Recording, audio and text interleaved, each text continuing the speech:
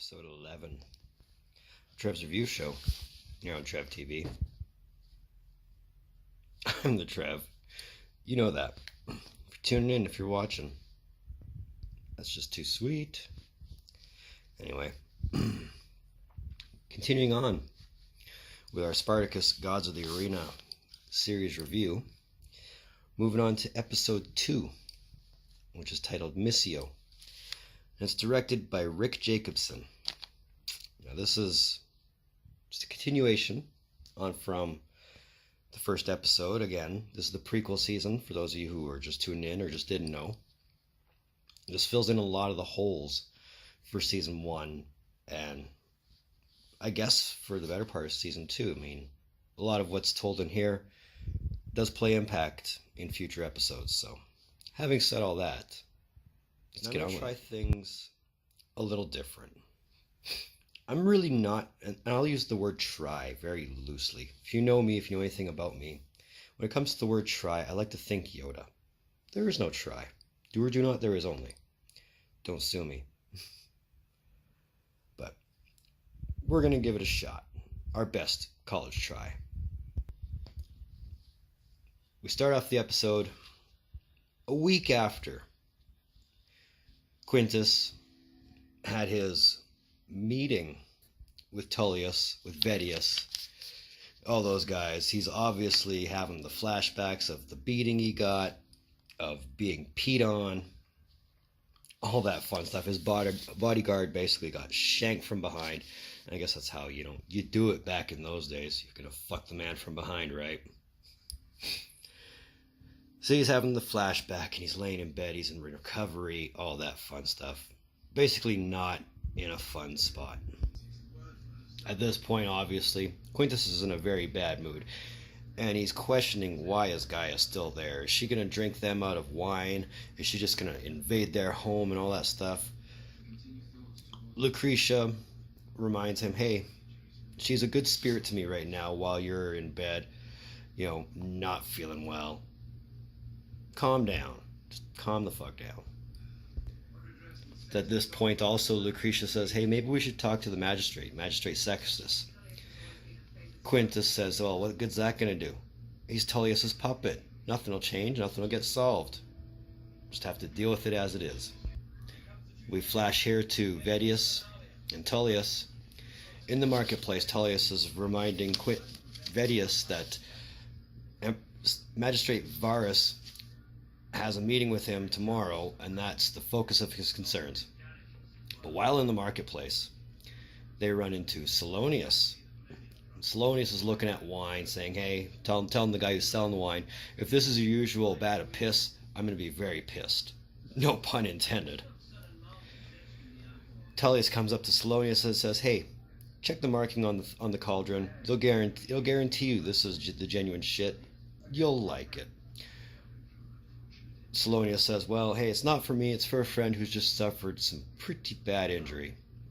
Tullius obviously puts 2 and 2 together, says, hey, let me buy that for you. Give it to your friend. Obviously, Tullius is no fool. He knows, what have we done to deserve this? And Salonius says, well, I haven't done anything for you. Tullius says, well, you will. Guaranteed. Just give me your ear. We're going to have a talk. After that, we flash into the scene at the Ludus, where Gaia is definitely enjoying the fine form of the gladiators, one Crixus in particular, and eyeing him up and just enjoying it. Diona, after Gaia asks, what's the name of that gladiator? Diona says, hey, that's Crixus. He's just a new recruit. Diona obviously has been watching Crixus for some time, and Gaia catches on to this. Hey, maybe you should explore this. Have a little fun with this. As Gaia is encouraging Diona, hey, explore your sexuality. You're still a virgin. Enjoy what life has to offer to you. Navia pipes up and says, well, we've kind of been told not to pursue it as fast as we want to. That we should just enjoy the moment while we can. We see Crixus catching on real well to Animaeus' training. Well to a point. He's still not in the fine form we will see later on, but he is taking the lumps really well. In the midst of all this training, Crixus actually picks up a thing or two in the mind and gives Animaeus a really good shot across the face, to which Animaeus is quite happy. He's like, finally, my words are getting through to your thick skull. You're learning. Awesome. Obviously, Dagon is not happy to see him back. Dagon is not the biggest fan of Crixus and will badmouth him in Syrian, like a true fucking coward. If you're gonna badmouth somebody, do it in a language they can understand. And Crixus kind of joins the recruits now and shows Asher a thing or two he's learned from Animaeus, and Asher is quite impressed. It's in here that we also see the kind of swordsman Gannicus really is. Even if it is with just wooden swords, the guy is deadly. Deadly. And as he's finished kicking Octus's ass, he wants to throw down with Animaeus, to which Animaeus gladly obliges. Flash over to a scene now where Quintus is kind of staring at the busts and statues of the former champions of the House of Batiatus. I think at this point he's kind of weighing his options here. If he doesn't sell Gannicus to Tullius, the legacy of the House of Batiatus might just fall.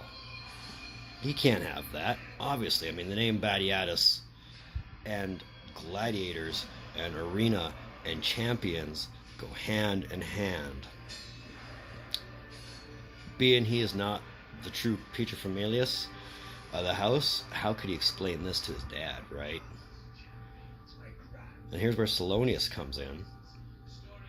And they have the talk about the history, the legacy, all that good stuff.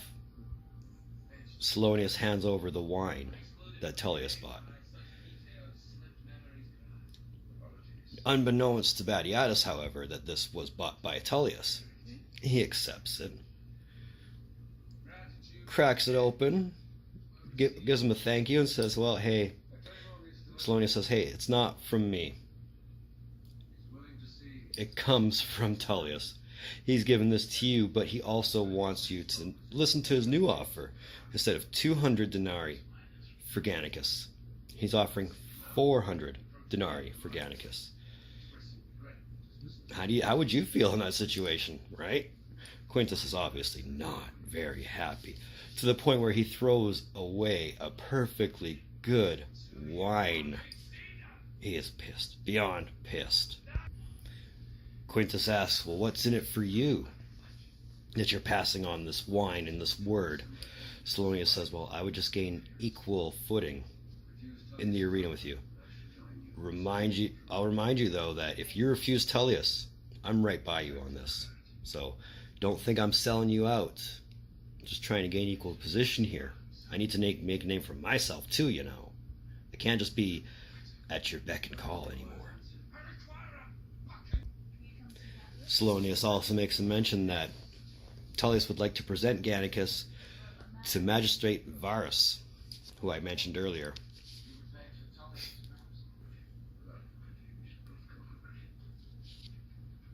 Quintus says, are we just begging for scraps here? Salonius says, well, if we don't beg for scraps, we could both perish in this. So it's, as much as it's going to hurt you, it's going to hurt me. Now remember, Quintus is in a very bad mood right about now. And as he's watching his recruits, as he's watching the training going on, he sees the couple of the Syrians duking it out. The one whose name I do not remember gives the sign of Missio, meaning I surrender. Quintus sees this and he loses his shit. So he tells Doctori, take that man to the mines. To be sent to the mines back in those days was worse than death. Worse than death. You were chained up to the wall and left to starve before you were sent to the mines. And he says, I would rather see this house fall before Missio is ever given. Now Lucretia's trying to calm him down, obviously, saying, well, if Gannicus is going to be the champion of Capua, and you're under Tullius's foot right now, how is that exactly going to happen? This is where they come up with a plan on how to get Varus out from Tullius. Now, being the new recruit in the Ludus is never easy for anybody. Obviously, you're left with the scraps of porridge that the seasoned vets have already eaten. And if there was anything left of you for you to eat, enjoy it. But try not to enjoy it too much. Because one of the common pranks amongst the gladiators in the Ludus Abadiatus is to grab that porridge pot and relieve yourself in it. To which they, obviously, find out very quickly, thanks to the bitter taste. That Syrian's name I keep forgetting. His name is Endus. Flash over to a scene where Gannicus and Oenomaus are finishing the last of Gannicus's wine from previous episode. When Melita walks in, and they're obviously talking about the spar session they had earlier, Gannicus is saying, well, given the opportunity, who bested who in this spar session? Obviously, Melita's going to say her husband. But she kind of says, hey, what would ever happen if it came down to you and him, sine missione, which means no quarter given, no mercy shown. Gannicus says, hey, well, I'll give him a good death. You got to remember, we're gladiators. We are truly free when we fight or when we fuck. Melita says, well, what happens when that opportunity is taken away from you, when there's something you cannot fight your way out of? Gannicus says, well, I will have to fuck my way out of it. Remember that. Gannicus leaves the quarters and is snuck up on by Crixus. And not in the term of Crixus snuck up on him to jump him or anything like that. He just wanted advice on how to become the champ. The champ of Capua, the champ of the House of Badiatus, whatever it might be. Gannicus tells him 3 simple words: never fucking lose. Best advice ever given, right? We go to the next day, and Quintus's plan to rid Varus from Tullius is coming to fruition, and he's taking the Syrians with him. Doctori does not like this, obviously, because the Syrians are only trainees. They're recruits. They're not bodyguards. They're not gladiators, and they're not meant to be outside the walls of the Ludus. Well, obviously, Quintus, still in a very bad mood, tells him, hey, these are my gladiators. You can't tell me what to do with them. You are still a slave.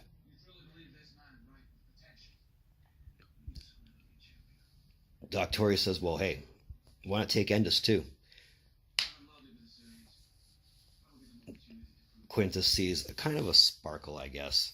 Like, hey, this could be useful too.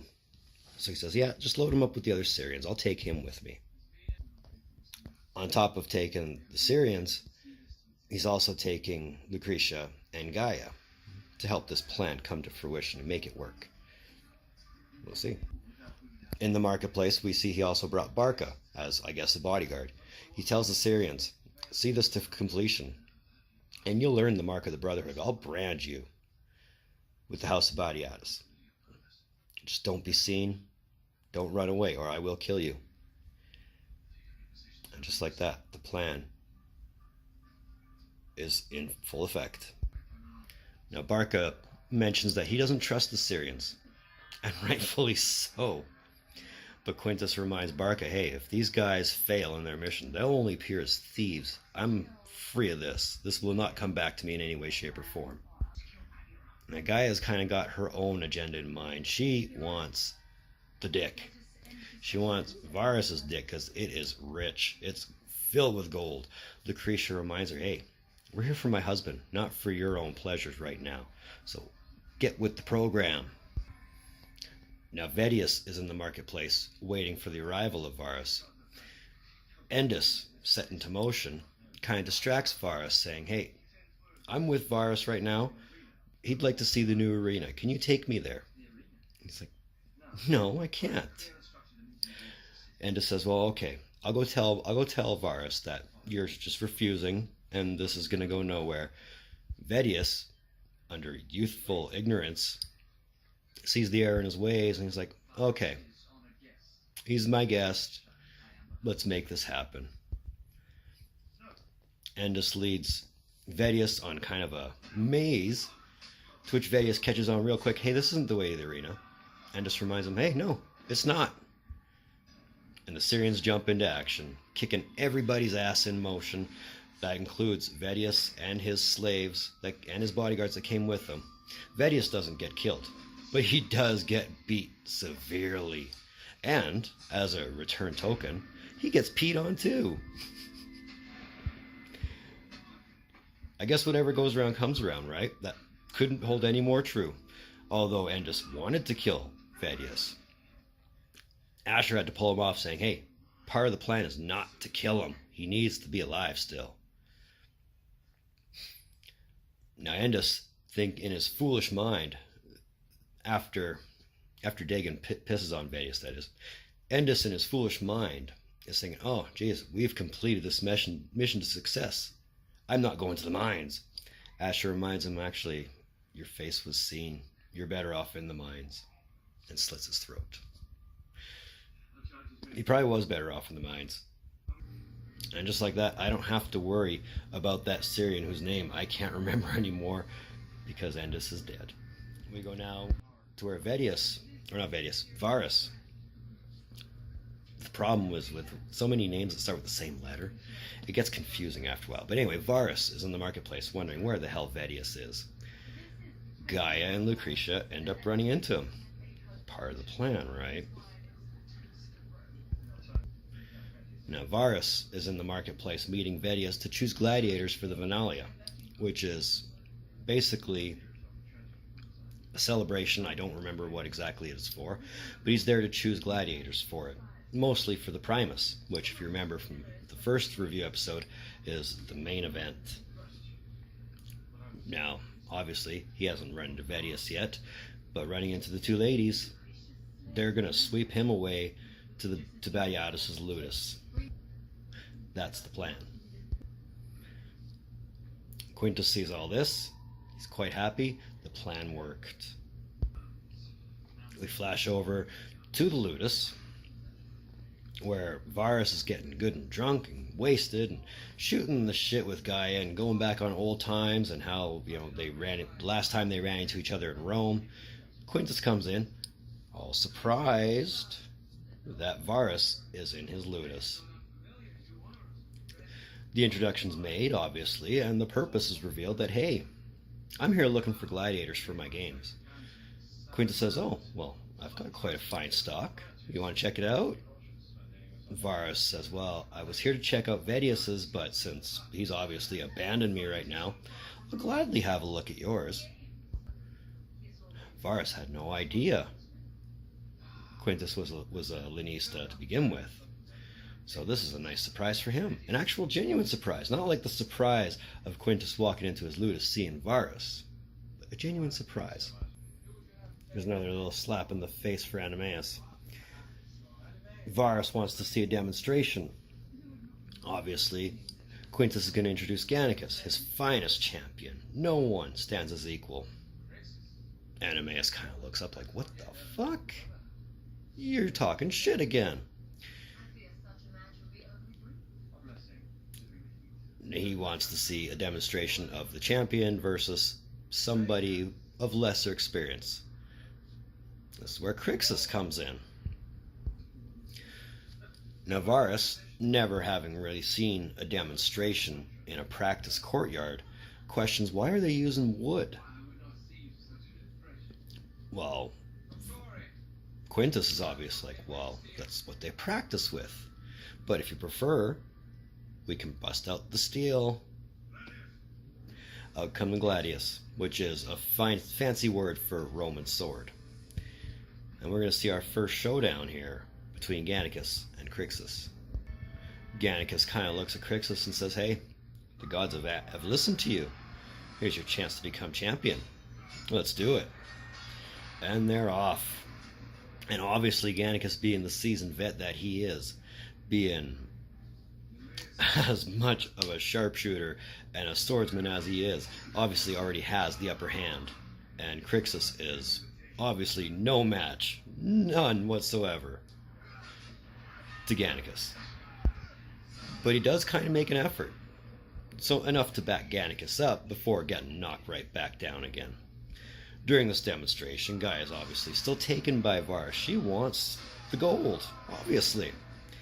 But we'll go back to the demonstration here of Gannicus kicking Crixus's ass. The Syrians are wondering, oh shit, is this what's going to come of us now? You know, we're just going to be fed to slaughter here in demonstration? That's not the way to do it. Crixus is still getting in his licks. He's got Gannicus down to one sword. He's throwing in the shots. He's throwing in the shield shots. He almost has Gannicus on his ass. Well, actually does knock him down on his ass once. But again, Gannicus is way too experienced to let a rookie get the better of him. Gannicus makes a defensive move, but rolls over to get his second sword. Crixus takes charge, and Gannicus knocks him flat on his ass. Fine attempt. And that was the demonstration. Now, as it goes with all gladiator games, when the match is basically over, it's decided by the editor of the games whether the loser lives or dies. Now, since Gaia picked the men, she gets to decide, does Crixus live or die? After about a moment, 2 moments, she decides, hey, let Crixus live. He might serve his use yet. And just like that, Crixus is left alive. Gannicus is obviously pissed that A, it's a demonstration, and B, he can't kill the guy. Can't say blame. Quintus thinks Gaia's in this all for herself, so he's like, what the fuck are you doing? To which Gaia replies, what I do best. Varus is a man of simple tastes, and he's very influenced when he's under the influence of wine and opium. You remember that opium she had in the first episode? Yeah, she's still got lots of that. So they're going to get him high as fuck. Gannicus is obviously going to be displayed to Varus. So Quintus goes down to the chamber, if you want to call it that, tells Doctoria, hey, get Gannicus bathed, get him ready, I'm presenting him. Doctoria's questioning this. He's also questioning why Endus didn't come back with the Syrians. Quintus is obviously like, well, hey, I'll do whatever the fuck I want, whether you like it or not. And if you won't want to fall in line with me anymore, keep in mind you are my father's man, not mine. So brand the Syrians, get Gannicus ready, and tell Animaeus he's your replacement. You're done. You're fired. Doctoria's obviously not very happy either. It's funny how Quintus's bad mood just seems to resonate to everyone else. Oh, Doctoria's just done. Quintus is telling Gannicus as he's coming up that, hey, you got to please this man. However he wants to be pleased. Gannicus is like, hey, in what manner? Quintus is pissed off with being questioned. So he's like, whatever manner he wants. If he wants to suck your dick, let him suck your dick. No questions asked. That's the way it's going. You're going to like it. You're my slave. Do the fuck what you're told. So Gannicus is getting presented to Varus. Now, Varus is very impressed by the man. His chisel, his build, his physique, everything about him. Even his dick. He actually does reach down, grab a feel. He's like, oh, how well does that perform? And Gannicus is obviously not a dude who likes dudes. And that shows. It shows in his face. It shows in his body language. He's just uncomfortable. And I would be too if I was in his shoes. But Varus doesn't want to explore Gannicus for himself. He figures, well, you know what? Let's see what exactly that cock can do. Have him fuck Melita. And he'll watch the whole fucking thing. Remember, this is all about voyeurism as well, as much as it is about gladiators and slaves and Romans. Now remember, Melita is Animaeus' wife. Animaeus and Gannicus are peas and carrots. Best buds, BFFs for life. Now, remember what I was saying? Sometimes you just gotta fuck your way out of things. This is that instant. But before we get to that, we flash over to Dagon and Asher receiving their brand, absent the test. Again, a big no-no in gladiator society. Animaeus picks up on this. He's like, well, why aren't they being tested? This is not the way it's done. They aren't taking the oath. They aren't being put in front of vets. They're just, hey, take it. Asher says, hey, am I not supposed to recite the oath, as is tradition?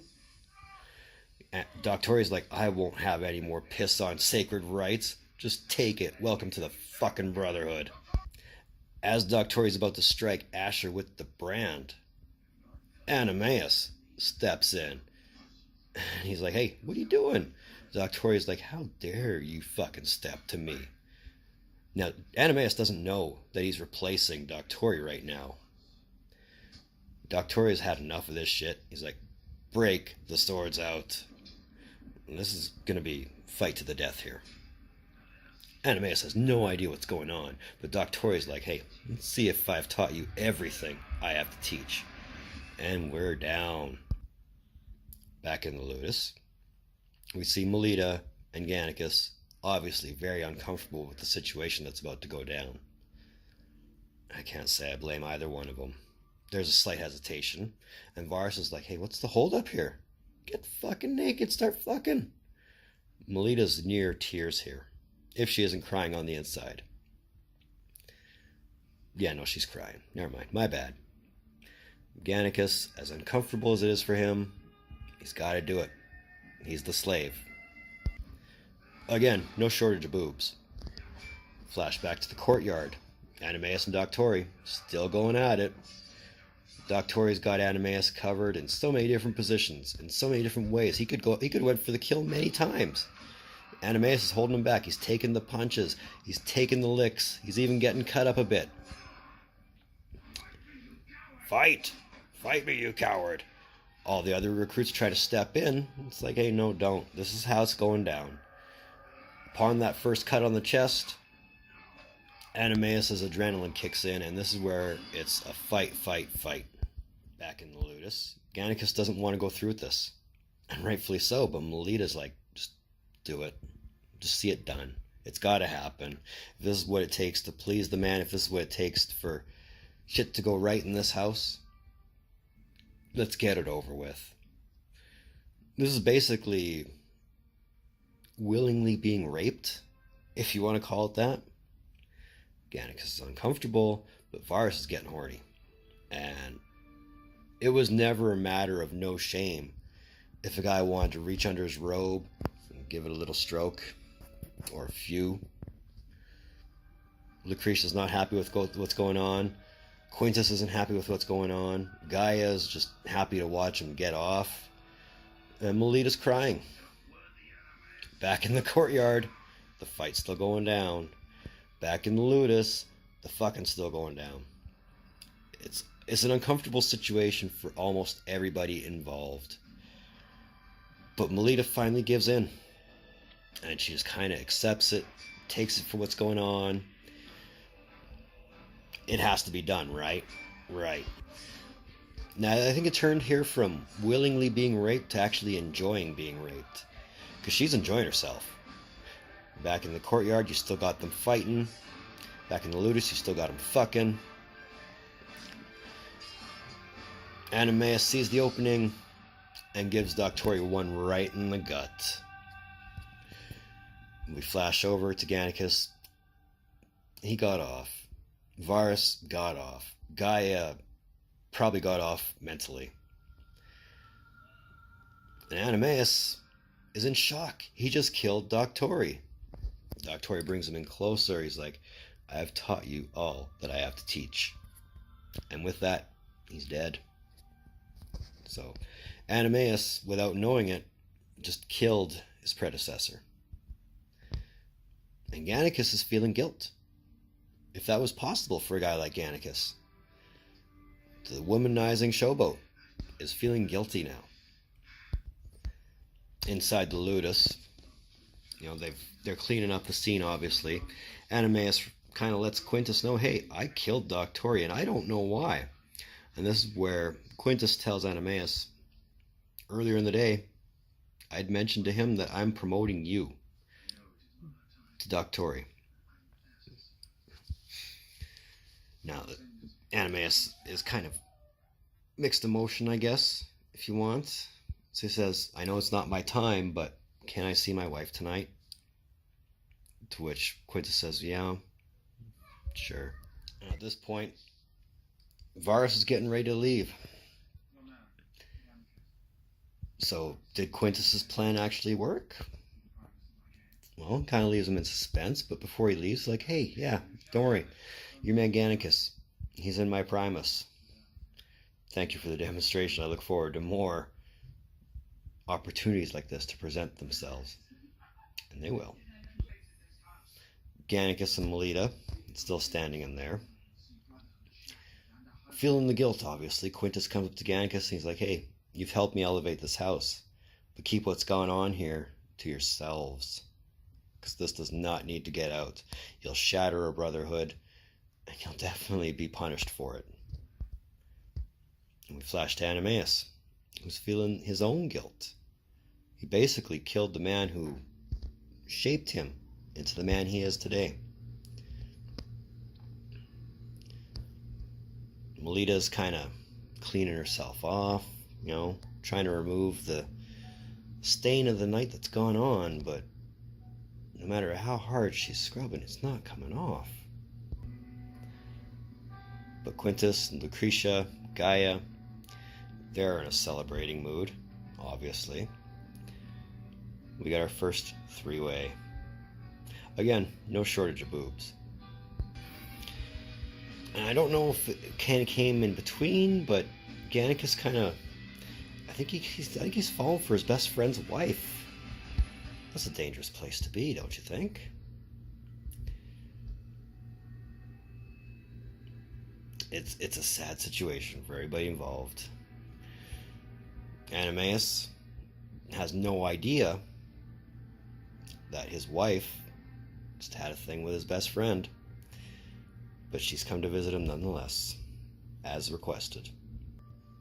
Animaeus kind of comes up with a brief line to sum it up. I've done a terrible thing. To which Melita replies, we do what we must in this house. She's just unconsolable, I guess would be the best word at this point. And that wraps up the episode. So my overall opinion of Missio. It wasn't like the first episode. And that's not to say that it was a bad episode. But it definitely lacked a lot of the punch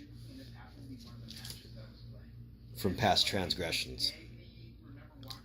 I wouldn't put it in a lesser point, but I wouldn't put it above past transgressions. So on my not Dave Meltzer scale, I'll give it a 3.5.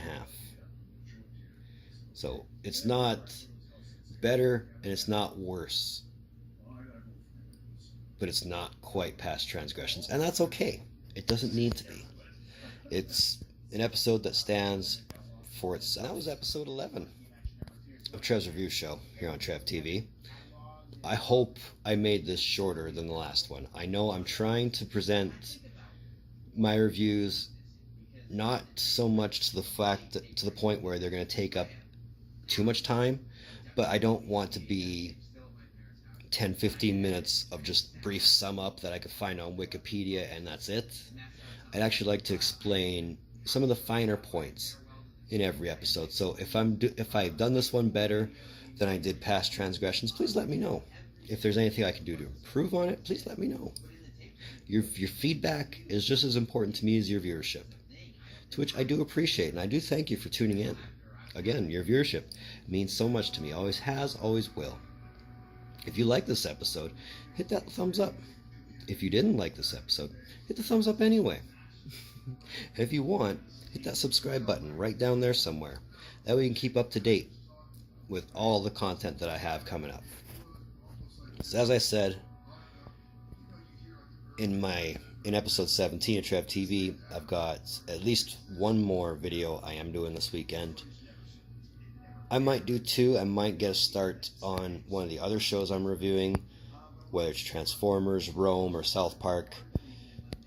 I'm not sure yet, But when I do know, you'll know, because you'll see it pop up. So having said all that, in the meantime, and in between time, you can look up for more videos from the Trev. Later.